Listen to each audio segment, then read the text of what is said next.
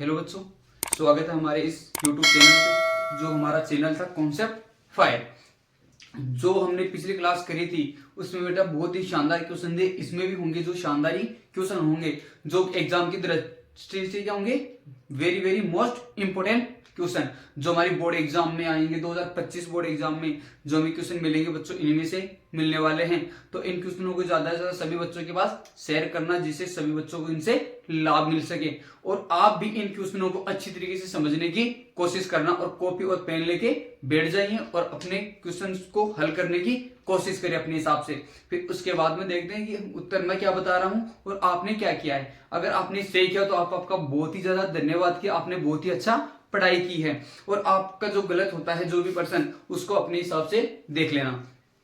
और जो बच्चे निराश हो रहे हैं कि अब हमारे एग्जाम में क्या होगा क्या नहीं, तो उस निराश होने की कोई बात नहीं है बच्चों। आपके साथ कॉन्सेप्ट फायर टीम खड़ी है। जो क्या होगा, इसमें आपको जो एग्जाम से रिलेटेड बहुत सी मोस्ट इंपोर्टेंट क्वेश्चन मिलेंगे, वही एग्जाम में मिलेंगे। तो इन क्वेश्चनों को आराम से अच्छे से समझने की कोशिश करना। तो चलते हैं हमारे क्वेश्चन के ऊपर। तो हमारा बच्चों देखो क्वेश्चन क्या है, निम्नलिखित में से कौन सी अधातु उर्वरक निर्माण में उपयोग में ली जाती है। बच्चों देखो, उर्वरक निर्माण में जो आपने सोचा होगा कि आपने डाला भी होगा उर्वरक, जो आप खेतों में डालते हो जब आप फसल उगाते हो, तो उसमें जो यूरिया होता है या जो भी फॉर्मूला होता है, देखो इसमें कौन कौन सा ऑप्शन दे रखा है हमें, नाइट्रोजन, फास्फोरस, सल्फर और क्लोरीन। कौन सी अधातु जो उर्वरक निर्माण में काम में आती है। तो ये यहां से देखना, उर्वरक देखो बेटा हमारा क्या होता है,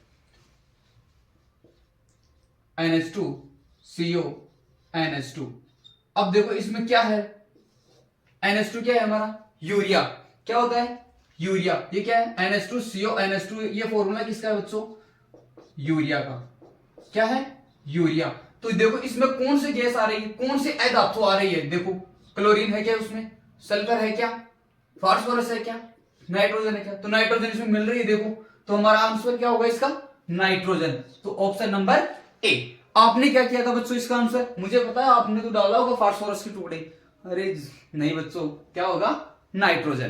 प्रश्न नंबर 2 में चलते हैं हमारा, निम्नलिखित में से कौन सी धातु शरीर में हीमोग्लोबिन का निर्माण करती है। बच्चों देखो कौन सी धातु हमारे शरीर में हीमोग्लोबिन का निर्माण करती है। तो देखो HB हीमोग्लोबिन का निर्माण करती है। तो कौन सी धातु है जो हीमोग्लोबिन का निर्माण करती है। फर्स्ट इसमें फास्फोरस, ब इसमें नाइट्रोजन, से सल्फर और द आयरन। जो हमारे रक्त में जो क्या पाया जाता है, कौन सी धातु पाई जाती है। तो बच्चों देखो कौन सा जो हीमोग्लोबिन का निर्माण करता है, कौन सी धातु होगी। देखो फास्फोरस होती है क्या, नाइट्रोजन, सल्फर, आयरन। आप अपने हिसाब से क्या आंसर किया है इसका कमेंट बॉक्स में डाल देना। तो देखना इसका आंसर क्या होगा बच्चों, आयरन। कौन सी धातु की जो हीमोग्लोबिन का निर्माण करती है हमारे शरीर में, कौन सी होती है, आयरन। तो हमारा आंसर क्या होगा इसमें, द। तो प्रश्न नंबर 3 में चलते हैं, निम्नलिखित में से कौन सी अधातु विद्युत की अच्छी चालक है। यानी कि कौन सी होती है जो अधातु उसमें विद्युत का भी चालन होता है। देखो क्या हो रहा है इसमें, कार्बन जिसमें ग्रेफाइट में, फास्फोरस, सल्फर और नाइट्रोजन। जो विद्युत की अच्छी चालक होती है वो अधातु कौन सी होगी, जिसमें विद्युत का प्रवाह होता है। अगर हम किसी स्विच में अगर वो अधातु डालते हैं तो उससे हमको झटका लग सकता है। ऐसी कौन सी अधातु होती है जिसमें विद्युत का चालन होता है। देखो इसमें दे रखे हमें कार्बन, ग्रेफाइट। आपने जो पढ़ा होगा कार्बन के अपरूप, जिसके अपरूप होते हैं कौन कौन से, ग्रेफाइट, हीरा और फुलरीन, जिसे बक्की बॉल भी बोलते हैं, फुटबॉल भी बोलते हैं। आपने पढ़ा होगा। तो बच्चों आपने पढ़ा होगा कि ग्रेफाइट क्या होती है, अधातु जो क्या होती है, विद्युत की अच्छी चालक होती है। कि ग्रेफाइट में विद्युत का क्या होता है, चालन। तो हमारा आंसर क्या होगा, अधातु भी है ग्रेफाइट। क्या है, अधातु जो विद्युत का क्या होती है, अच्छा चालक होती है बच्चों। तो हमारा आंसर क्या होगा इसमें, कार्बन का जो रूप होता है कौन सा, ग्रेफाइट, जिसमें विद्युत का चालन होता है। प्रश्न नंबर अगला चलो, एथेनॉल को सोडियम से अभिक्रिया कर प्राप्त होती है, बेटा कौन सी गैस प्राप्त होती है। प्रश्न ये था कि एथेनॉल सोडियम से अभिक्रिया करने पर कौन सी गैस प्राप्त होती है। बच्चों देखो एग्जाम में 2023 में ये बोर्ड एग्जाम में पूछा गया था। हमारा जो तीसरा क्वेश्चन है ये 2019 में भी, 2020 में भी और 2022 में भी ये क्वेश्चन रिपीटेड हुआ था। देखो 19 और 20 एक भी साल का इसमें अंतर नहीं है और बार बार ये क्वेश्चन क्या हो रहे हैं, रिपीट हो रहे हैं। इधर देखो 18, 20, 21 और 23 ये क्वेश्चन भी देखो रिपीट हो रहा है। एक साल को छोड़कर इसमें दो दो साल का अंतर है बच्चों। तो ये क्वेश्चन आराम से अच्छे से समझना, ये भी क्वेश्चन रिपीटेड हो सकते हैं। तो सबसे पहले हमारे जो मोस्ट क्वेश्चन होते हैं बच्चों, जो रिपीटेड होते हैं, उन्हीं में से बार बार रिपीट हो रहे हैं वो क्वेश्चन, सबसे पहले वो करेंगे कि इनमें से कोई क्वेश्चन रिपीट हो गया तो आप क्या करोगे, इनको देखोगे नहीं कि ये तो एग्जाम में आया हुआ है, तो आप फिर क्या करोगे अगर इन क्वेश्चनों को छोड़ दिए तो। बच्चों बहुत ही शानदार क्वेश्चन है, इन्हें बार बार देखना। क्या है, एथेनॉल को सोडियम से अभिक्रिया कराते हैं। देखो एथेनॉल का सूत्र क्या होता है, जिसमें कितने कार्बन की संख्या होती है, 2। तो देखो CH3 CH2OH एथेनॉल, जिसका अनुलग्न क्या होता है, एल्कोहल का OH क्या होता है, OH अनुलग्न क्या लगा जाता है इसमें, ओल, सब क्या बनता है, एथेनॉल। क्या हुआ हमारा सूत्र, CH3 CH2OH किसके साथ क्रिया कराएंगे, सोडियम के साथ। और सोडियम का प्रतीक क्या होता है, Na। किसके साथ क्रिया करवाई, सोडियम के साथ। किसकी, अरे किसके साथ, सोडियम की। किसकी क्रिया करवाई थी हमने, CH3 CH2OH की। एथेनॉल के साथ किसकी क्रिया करवाई हमने, सोडियम की। तब हमारा कौन सी गैस बन रही है, जो गैस बनेगी बच्चों वो 53% गैस बनेगी। कितनी परसेंट, 53%। तो देखो इसमें जो ये टूटेगा ये कहां से टूटता है बच्चों, यहां से। तो क्या बच गया हमारा, CH3 CH2, यहां पे क्या बचा, O। तो CH3 CH2 और क्या बचा हमारा O, इसके साथ क्या जुड़ जाएगा हमारा, सोडियम। क्या जुड़ जाएगा, सोडियम। तो क्या बना हमारा, CH3 CH2O Na। लेकिन देखो इसमें हमारा हाइड्रोजन बच रहा है, तो इसमें हाइड्रोजन क्या हो रहा है, अलग हो रहा है। मतलब इसका मतलब क्या है कि इसमें से हाइड्रोजन गैस क्या हो रही है, मुक्त हो रही है। इसमें से कौन सी गैस निकल रही है, हाइड्रोजन गैस। लेकिन ये देखो ये समीकरण, ये क्या अभिक्रिया, ये संतुलित नहीं है। देखो इसमें हाइड्रोजन कितने, 2, लेकिन यहां पे तो हमारे पास हाइड्रोजन क्या है बच्चों, 1। लेकिन ये अभिक्रिया क्या नहीं है, संतुलित नहीं है। जो लेवोसी ने बताया था कि द्रव्यमान संरक्षण का नियम अभिक्रिया होनी चाहिए संतुलित। इधर भी कार्बन परमाणु की संख्या समान होनी चाहिए, जो भी अभिकारक में जो परमाणु की संख्या होनी चाहिए और जो भी उत्पादित परमाणु की संख्या होनी चाहिए वो क्या होनी चाहिए, समान होनी चाहिए। तो देखो इसमें हाइड्रोजन 1 है और यहाँ पे क्या है, हाइड्रोजन 2। तो क्या लगा देंगे इसके आगे, 2 लगा देते हैं। इसमें हाइड्रोजन समान हो गया, लेकिन इसमें देखो कार्बन की संख्या कम हो गई, इसमें देखो सोडियम की संख्या कम हो गई। तो क्या करेंगे, अब इसको बैलेंस करने के लिए इधर भी हम क्या लगा देंगे, 2। अगर इधर 2 लगा दिया, अब देखो सोडियम कितने हो गए, 2 हो गए, लेकिन हमारे पास सोडियम तो कितना है, 1। लेकिन इधर भी क्या कर देंगे, अब 2 लगा देंगे। अब देखो 2CH3 CH2OH प्लस 2Na, फिर क्या बना हमारा 2CH3 CH2O Na, क्या बना, हाइड्रोजन गैस। कौन सी गैस मुक्त हुई रे, हाइड्रोजन गैस। और हमारे आंसर में जो बना ये क्या था बच्चों, क्या बन रहा है हमारा, CH3CH2O Na। बेटा सोडियम एथोक्साइड क्या बन रहा है हमारा, सोडियम एथोक्साइड। इसमें देखो कौन सी गैस मुक्त हो रही है, H2 गैस। कौन सी gas, H2 gas. O2 gas, C2H2 gas, C2H6 gas. ये क्या है, C2H6 क्या होता है, H2 क्या होता है, यहाँ पे देखो C2H6 क्या है, H2 गैस और O2 गैस, ऑक्सीजन गैस और हाइड्रोजन गैस। इनमें से कौन सी गैस मुक्त हो रही है। तो हमने जो समीकरण देखा, हमने इस सारणी से, इस समीकरण से समझा कि कौन सी गैस मुक्त हो रही है हमारी, हाइड्रोजन गैस। तो इसका आंसर हमारे पास क्या है, hydrogen gas, option number B. इसको टिक किया। आपने क्या किया था, क्या, अरे नहीं ये नहीं होगा, इसमें हाइड्रोजन गैस ही होगी। तो हमारा अगला प्रश्न है बच्चों, देखो CH3 CH2OH का आईपीएसी नाम लिखिए। इसका बच्चों को CH3 CH2OH का आईपीएसी नामकरण पूछा है। मैंने सबसे पहले जो क्लास डाली थी आईपीएसी नामकरण, जो देख लेना, उसमें हमारी जो इसमें जो YouTube चैनल है इसको टोटल वीडियो देखना, इसमें आईपीएसी नामकरण मिलेगा। उसमें आईपीएसी नामकरण आप अच्छे से समझ सकते हो। बहुत ही बारीकी से मैंने एक एक चीज समझाई है कि आईपीएसी नामकरण करते किस प्रकार हैं। तो देखो किसका नाम पूछा है इसमें, CH3 CH2OH का आईपीएसी नाम। देखो OH क्या होता है, एल्कोहल होता है। सबसे पहले OH क्या होता है, एल्कोहल। और एल्कोहल का अनुलग्न क्या होता है बच्चों, ओल होता है। सबसे पहले एल्कोहल का अनुलग्न क्या होता है, ओल। क्या होता है, ओल। क्या होता है, ओल हो रहा है। किसका अनुलग्न, एल्कोहल का अनुलग्न क्या हो रहा है, ओल हो रहा है। तो इसमें देखो हमारे पास क्या है, CH3 CH2OH, इसमें अनलोगन क्या हो रहे हैं, ओल, क्या हो रहे हैं, ओल हो रहे हैं। तो इसमें देखो हमारे पास क्या है, CH3 CH2OH, इसमें कार्बन परमाणु संख्या कितनी है बच्चों कितनी है कार्बन परमाणु संख्या, कितनी कार्बन परमाणु संख्या है, 1 और 2। अगर कार्बन परमाणु संख्या है तो क्या लगता है बच्चों, पूर्व लगन क्या लगेगा इसमें, में आता है कब, जब कार्बन परमाणु संख्या क्या हो 1, और कार्बन परमाणु संख्या क्या है 2, तो क्या आएगा 8, क्या आएगा 8, तो हमारा 8 हो गया, क्या हो गया 8।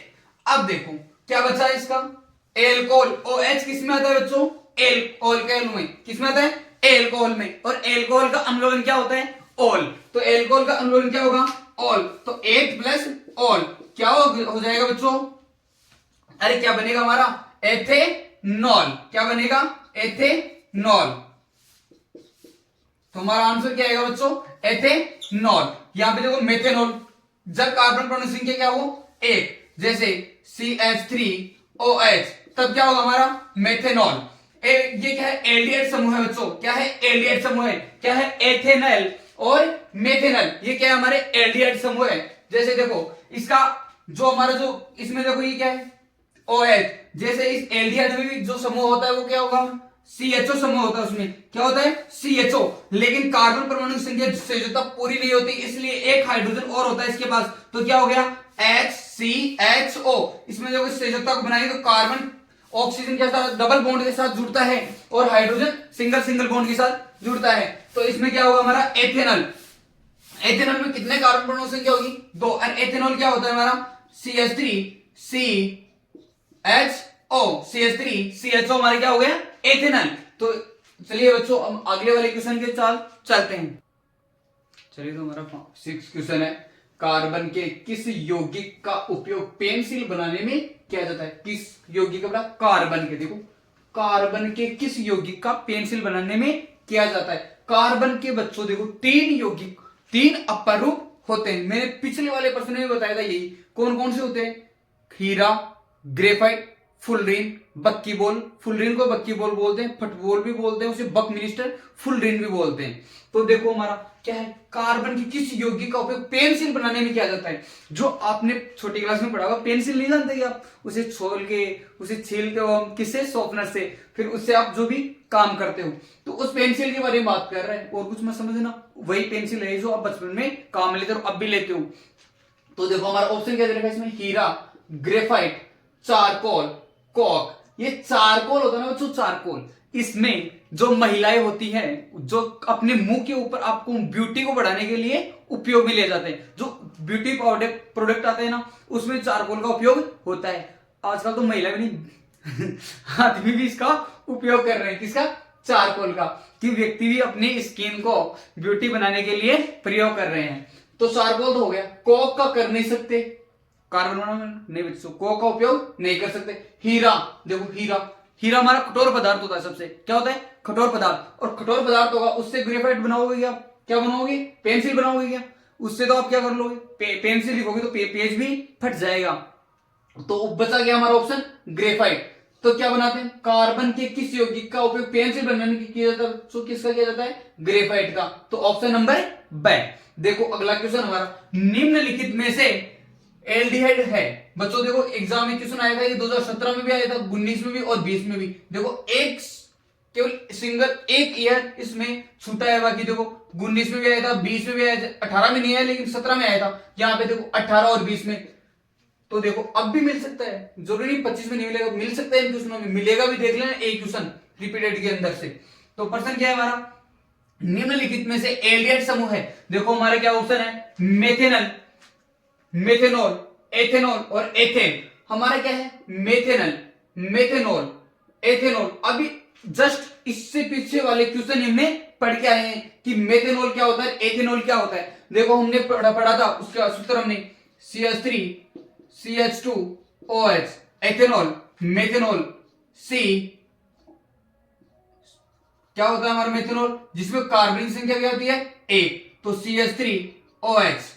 क्या बात करते हैं एथेन की, तो C2, जिसमें कार्बन की संख्या क्या होती है 2, और इसमें हाइड्रोजन परमाणु संख्या कितनी होगी बच्चों, हमने सूत्र पढ़ा था एथेन का, देखो C2H5 क्या है, एल्कोहल है। ये तो क्या है, एल्कोहल। कौन सा, एथेनॉल। एथेन क्या है, इसमें कार्बन की संख्या होगी 2 और हाइड्रोजन परमाणु की संख्या क्या होती है, 2 दूनी 4, 4 प्लस 2 तो C2H6, यानी कि कार्बन की संख्या क्या होती है उसमें, डबल की दोगुनी। पहले तो डबल होता है बच्चों, फिर उसमें क्या करता है, 2 ऐड करता है एथेनॉल में, एथेन का सूत्र ये होता है C2H6। तो देखो ये भी हमारा एल्डिहाइड समूह नहीं है। एथेनॉल ये तो कौन सा समूह है, एल्कोहल वाला। ये भी कौन सा है, एल्कोहल। बचा क्या हमारा, मेथेनॉल। क्या बता, मेथेनॉल। क्या होता है इसमें, CHO। लेकिन देखो बच्चों इसमें कार्बन की संयोजकता पूरी नहीं हो रही। कार्बन की संयोजकता क्या हो रही है इसमें, 3, 2 तो ऑक्सीजन के साथ और एक हाइड्रोजन के साथ। तो इसके साथ क्या आता है बच्चों, एक हाइड्रोजन। तो क्या बन गया हमारा, मेथेनॉल। तो हमारा इसमें ऑप्शन कौन सा सही होगा, एल्डिहाइड समूह होगा मेथेनॉल। तो ऑप्शन नंबर ए। अगला क्वेश्चन में चलते हैं बच्चों। देखो संतृप्त हाइड्रोकार्बन में कौन सा बंध होता है। देखो पर्सन कौन से बोर्ड एग्जाम में, देखो कौन से समय था, 19, 21 और 22। संतृप्त हाइड्रोकार्बन यौगिक में कौन सा बंध होता है। ऑप्शन दे रखा है एकल बंध, द्विबंध और त्रिबंध, और इनमें से कोई नहीं। लेकिन संतृप्त से पहले अब असंतृप्त में चलते हैं बच्चों। क्या, असंतृप्त में चलते हैं। देखो किसमें, असंतृप्त में। तो असंतृप्त हाइड्रोकार्बन यौगिक में क्या होता है, उसमें होता है बेटा द्विबंध और बच्चों त्रिबंध। तो ये तो हो गया द्विबंध और ये हो गया त्रिबंध। तो मतलब ये है इसका कि एकल बंध और द्विबंध और त्रिबंध, 3 कार्बन कार्बन के मध्य 3 बंध पाए जाते हैं, एकल बंध, द्विबंध और त्रिबंध। जिसमें से असंतृप्त हाइड्रोकार्बन यौगिक में होता है द्विबंध और त्रिबंध। मतलब ये 2 ऑप्शन तो कट जाएंगे हमारे। क्या हो जाएंगे, 2 ऑप्शन तो कट जाएंगे। तो ये ऑप्शन भी नहीं होगा, ये ऑप्शन भी नहीं होगा, और इनमें से कोई नहीं, ये वाला भी नहीं होगा। तो ऑप्शन हमारे 3 तो क्या हो गए, कैंसिल हो गए। ऑप्शन बचा हमारा कौन सा, एक। कौन सा बंध है, एकल बंध। और संतृप्त हाइड्रोकार्बन में जो कार्बन कार्बन के मध्य बच्चों होता है, क्या होता है बच्चों, एकल बंध। कार्बन कार्बन के मध्य क्या होता है, एकल बंध। किसमें, संतृप्त हाइड्रोकार्बन में। और जब हमारा असंतृप्त हाइड्रोकार्बन है उसमें कार्बन कार्बन के मध्य बचेगा बच्चों द्विबंध, और कार्बन कार्बन के मध्य बनेगा त्रिबंध। ये क्या है, असंतृप्त हाइड्रोकार्बन। तो क्वेश्चन हमारा 4 है बच्चों। अगला है क्या है, कार्बनिक यौगिक की संख्या अधिक क्यों है। कार्बन यौगिक की संख्या अधिक क्यों है। एग्जाम में आया था बच्चों, देखो 2020, 22 और 23। 2020, 22 और 23। तो कार्बनिक यौगिकों की संख्या अधिक क्यों होती है बच्चों। बहुत ही प्यारा क्वेश्चन है। यहां से 4 नंबर का क्वेश्चन भी आ सकता है, 3 नंबर का क्वेश्चन भी आ सकता है। पूछ सकता है कि कार्बन यौगिकों की संख्या अधिक क्यों होती है, संक्षिप्त में समझाइए या इस पर टिप्पणी लिखिए। कार्बन यौगिकों की संख्या अधिक क्यों होती है, टिप्पणी लिखिए। या इनमें अधिक संख्या, कार्बन की संख्या अधिक से अधिक कार्बन की संख्या चेन क्यों बनाया जाता है। तो ये प्रश्न 3 नंबर का भी आ सकता है, तो अच्छे से समझना। ऑप्शन दे रखा है कार्बन की उच्च संयोजकता के कारण, कार्बन के एकल, द्वि और त्रिबंध बनाने की क्षमता के कारण, कार्बन की संलग्नता का गुण होता है, यानी कार्बन चेन वाली संरचना बनाता है। जो आपकी चेन होती है ना गले में जो आप पहनते हो, उससे एक जंजीर से दूसरी जंजीर, एक जो जंजीर होती है तीसरी, उससे दूसरी, फिर दूसरी से तीसरी, इसी प्रकार से हमारी पूरी चेन का निर्माण होता है। इसी प्रकार हमारी पूरी जो गले में जो चेन पहनते हैं, जो हाथ में जो ब्रेसलेट होता है बेटा, इसका निर्माण होता है। उसी प्रकार ये बोल रहे हैं कि कार्बन की उच्च संयोजकता के कारण, तो कार्बन की संयोजकता आपने पढ़ी थी बच्चा क्या होती है, 4। तो उसमें क्या होता है, कार्बन की उच्च संयोजकता के कारण कार्बन में एकल बंध का गुण भी पाया जाता है, द्विबंध का गुण भी पाया जाता है और त्रिबंध का भी गुण पाया जाता है। यानी कि कार्बन में एकल बंध, कार्बन कार्बन के मध्य एकल बंध भी होता है, द्विबंध भी होता है और त्रिबंध भी होता है। तीनों सही है, दोनों तो सही है। कार्बन की श्रृंखला बनाने के कारण कार्बन क्या बनाता है बच्चों, देखो श्रृंखलन गुण पाया जाता है उसमें कि एक कार्बन के साथ दूसरा कार्बन, ये बोलेगा नहीं मैं भी बनाऊंगा, ये बोलेगा मैं भी बनाऊंगा, ये बोलेगा मैं भी, ये भी और ये भी। इसी प्रकार से इसमें लंबी से लंबी कार्बन श्रृंखला होती है कि मैं भी कार्बन हूं, मैं भी इसके साथ क्या बनाऊंगा, श्रृंखलन का गुण का पालन करूंगा। तो इसमें देखो तीनों चीज हो रही है, ये भी होंगी। तो इसमें ऑप्शन क्या आएगा हमारा, उपरोक्त सभी। अगर यहाँ पे से 3 क्वेश्चन मिले कि 3 नंबर का प्रश्न मिले कि कार्बनिक यौगिकों की अधिक संख्या क्यों होती है, क्यों लंबी कार्बन श्रृंखला का चयन करता है, तो आप ये तीनों पॉइंट लिख सकते हो उसमें। कार्बन की उच्च संयोजकता, ये कारण कार्बन की में एकल बंध, द्विबंध और त्रिबंध बनाने की क्षमता के कारण, और कार्बन में श्रृंखलन का गुण होता है इसके कारण। इसमें क्या होती है, क्या होती है बच्चों, कार्बन यौगिकों की संख्या अधिक होती है। चलो तो हम अपने अगले क्वेश्चन पे चलते हैं। जिससे पहले आप बच्चों हमारे चैनल को बहुत ही प्यार देना बच्चों, इससे लाइक शेयर सभी बच्चों के पास शेयर करना। चलो बच्चों, हमारा जो लास्ट क्वेश्चन है उसको आप अच्छे से समझने की प्रयास करना, और बहुत ही शानदार जो हमारा सेशन था उसको लाइक और शेयर करना। तो इसमें देखो हमारा लास्ट क्वेश्चन क्या है, निम्नलिखित में से रक्त कोशिकाएं हैं। जो हमारे बच्चों रक्त की कोशिकाएं की रक्त कोशिकाएं कौन कौन से, इसमें दे रखे आरबीसी, डब्ल्यूबीसी, बिंबाणु और उपरोक्त सभी। देखो आरबीसी की फुल फॉर्म क्या होती है बच्चों? अरे आरबीसी का पूरा नाम कहीं हो बेटा, और हो अरे बताओ बच्चों क्या होता है आरबीसी का पूरा नाम? लाल रक्त कोशिकाएं, श्वेत रक्त कोशिकाएं, और इसे बोलते हैं बच्चों इंग्लिश में क्या बोलते हैं? Platelets. Red blood cell, white blood cell. चलो तो इसमें क्या है? उपरोक्त सभी। तो इसमें आपका आंसर कौन सा होगा? रक्त कोशिकाएं कौन कौन सी? इसमें दे रखा है आरबीसी, डब्ल्यूबीसी, बिंबाणु। तो इसमें क्या होती है? तीनों ही हमारी क्या होती है बच्चों? रक्त कोशिकाएं ही होती है। तो इसका आंसर क्या आएगा हमारा? उपरोक्त सभी। तो बच्चों आपको हमारा सेशन अच्छा लगा तो लाइक शेयर करना, और सभी बच्चों के पास शेयर करना है कि इस क्लास का लाभ और बच्चों को भी मिल सके। ओके बच्चों, थैंक यू, धन्यवाद। सबके पास शेयर करना।